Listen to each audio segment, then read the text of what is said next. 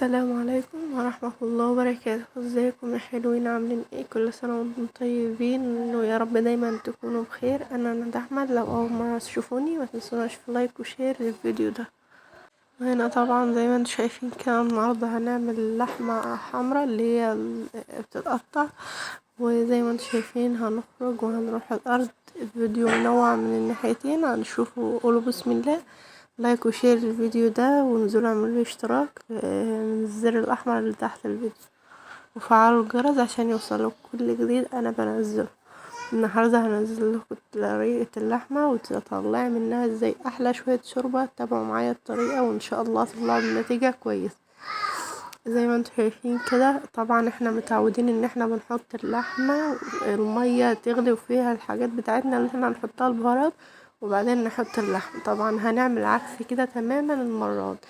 زي ما انتم شايفين كده انا غسلت اللحمة، حطيتها تنشف في الحلة، واول ما كانت تنشف خالص زي ما انتم شفتوا حطيت عليها مية بتغلي، وحطيت البهارات اللي احنا بنحطها. طبعا البهارات اللي انا حطيتها دي بهارات لحمة وفلفل اسود وكمون وملح، خلطتهم في بعض وحطيت معلقة كبيرة منهم زي ما انتوا شايفين كده، وبصلة وطماطماية وقرن فلفل.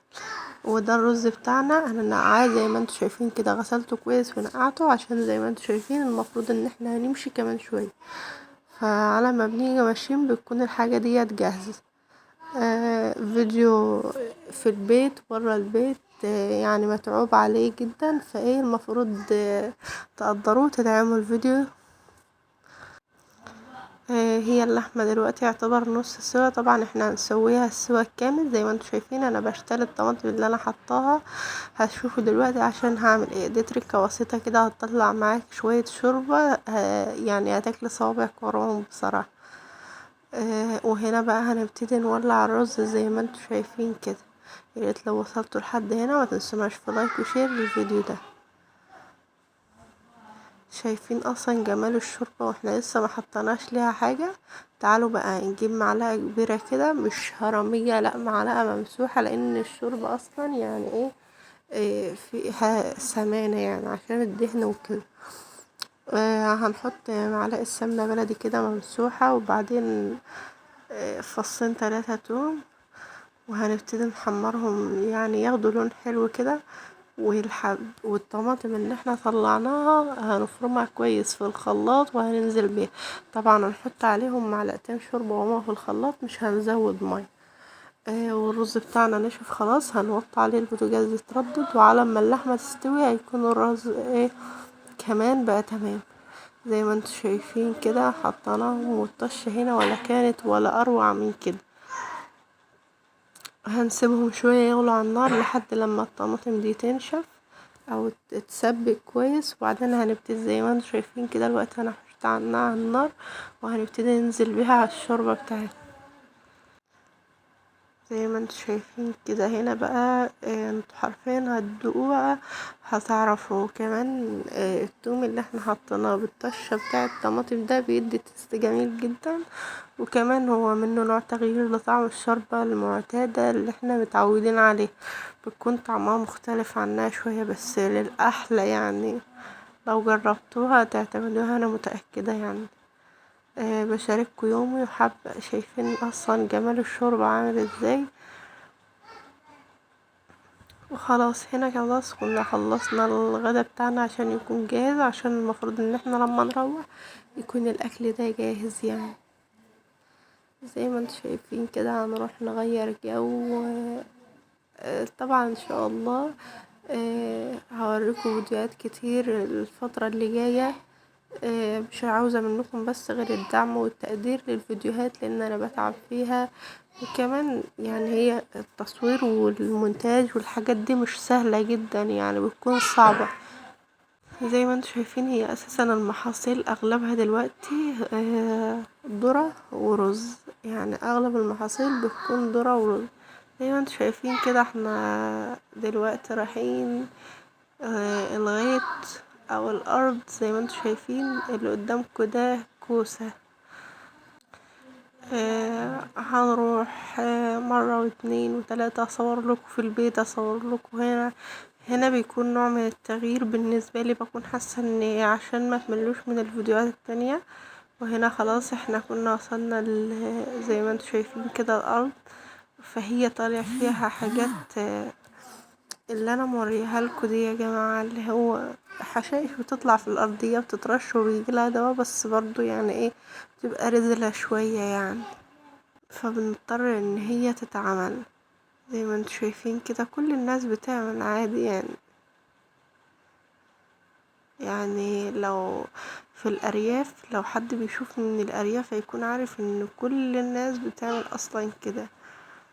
بس شايفين ما شاء الله الأرض جميلة، جمال الطبيعة، جمال كل حاجة يعني، سبحان الله. يعني دايما لما تروح هناك بتحس الواحد بيتعجب. شايفين هي الحشائش دي اللي هو بيعملها دي، كل واحد بيتعب من ناحيته شوية، فالله يعني كل واحد على حاله يا رب، اللهم امين.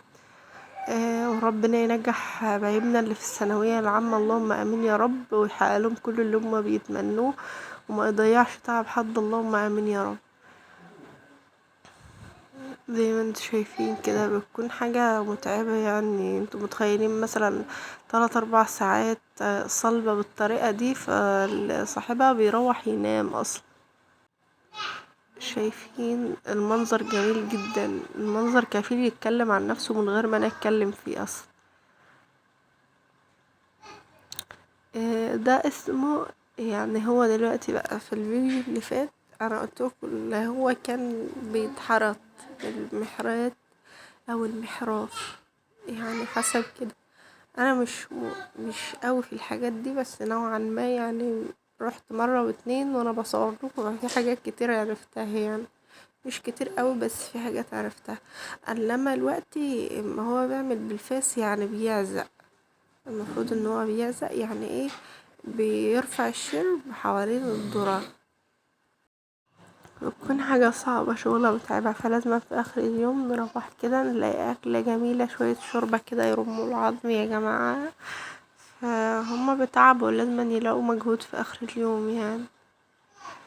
شايفين يا جماعة سبحان الله، يوم عن يوم الذرة ده بيزيد النص، مش بيزيد النص بس يعني ايه، هو الذرة، زرعة الذرة دي كده، حتى تلاقي اصحاب الاراضي يقولوا ايه الذرة حرامي، مش حرامي ان هو لا بيسرقك في الوقت، يعني لو غبت عنه شوية تروح تلاقيه ايه بيكبر بسرعة. يعني زرعة الذرة ما بتغيبش من الزرعات اللي ما بتغيبش اوي في الارض. شايفين يا جماعة الحشائش اللي طالعة حوالين الذرة كتير قوي. طبعا هو دلوقتي خلاص هيرشها زي ما انتوا شايفين كده، ده الدواء. نحط غطاين في المية، ده الموتور اللي هو بيرش بيه اغلب الناس عارفينه يعني، زي ما انتوا شايفين كده. طبعا الحاجات دي كلها هو هيغسل ايده كويس، يعني ما فيش قلق ولا حاجة. شايفين الذرة التاني ده ما شاء الله بقى يعني اكبر من ده بشوية، بس هو اصلا بيجي بسرعة، يعني زي ما قلت لكم ان الذرة ده بيجي بسرعة.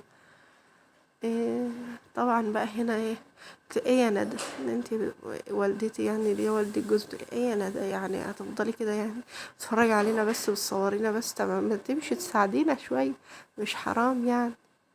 قالت لي كده يا ولادي وانا زعلت، قمت رايحة عاملة ايه، قلت يلا لما اعمل بقى شوي هعمل ايه يعني، لازم اقول لها طيب حاضر. زي ما انتوا شايفين كده جيت اشده لقيته سهل جدا جدا جدا في الشد. هو سهل بس كون انك تشتغلي في وقت طويل، يعني مثلا اخر دقيقة دقيقتين الحتة اللي انا عملتها او الجزء اللي انا عملته قدامكم ده كان اخر، يعني اكتر من كده لا. ما عنديش ان انا اقعد اشد كده. هو اي نعم سهل، بس بتكون القعدة مش حلوة مش لطيفة، يعني ايه بتتعب وكده. فبتمنى ان انا فيديوهاتي تعجبكم، وان انا اكون دايما عند حسن ظنكم. بتمنى ان المحتوى بتاعي يعجبكم، وان شاء الله في تقدم للاحسن باذن الله. بحبكم وبدعمكم ليا هنكون حاجة كبيرة ان شاء الله، انا متفائلة خير يعني، وانا واثقة من ربنا ومن حبكم وبدعمكم ليا بإذن الله. فدلوقتي بقى خلاص احنا بقينا المغرب الدن او بيأذن دلوقتي، فهو خلاص هيرش الذرة وهنروح بقى. وان شاء الله في فيديو جاي هنيجي تاني، ما تقلقوش يعني ايه، خلاص هنيجي كتير الايام اللي جاية لحد لما الذرة ده ممكن اصور لكم 5-6 فيديوهات مثلا، مش كتير صح؟ بس على قد ما اقدر يعني، مش هينفع ان انا اروح كل يوم وكده.